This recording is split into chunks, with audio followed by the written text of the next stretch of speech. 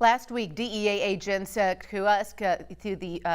that Xylazine is here in Iowa. The animal sedative is used to cut illicit drugs, packing deadly side effects. Local 5's Mary Sugden spoke with the Des Moines Fire Department and joins us with how they're preparing to respond to these overdoses.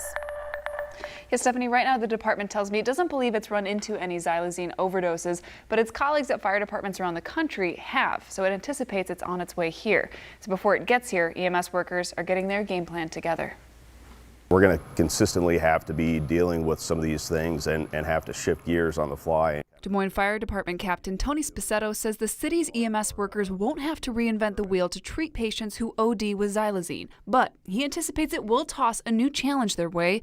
One of those, understanding naloxone won't be effective in reviving patients. But if we end up treating with naloxone and we don't get any results from that where the patient has any improvements, then what our basic treatment is going to be is managing that patient's airways. That could mean a patient is intubated on the way to the hospital with a breathing tube inserted into their throat. We specifically want to keep that brain and the rest of the body perfused really well with oxygen so that the patient doesn't start deteriorating. Spicetto says the sedative can stop the person's breathing, which could trigger heart problems. If they are in that condition for a limited amount of time, then it's going to go into cardiac arrest eventually where the heart will stop. He says the cardiac issues could be long-term with xylazine. There's also the risk of it dropping the patient's blood pressure.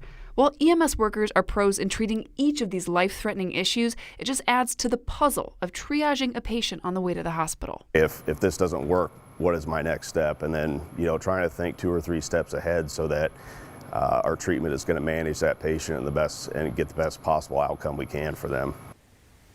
And we've reached out to the state and Polk County Medical Examiner's Office for data on xylazine deaths. We'll update with you when they have those numbers. Now, Spicetto encourages you not to be afraid to use naloxone on someone if you believe that they're suffering an overdose, adding it won't harm them even if it's not an overdose. Stephanie. All right, Mary, thank you.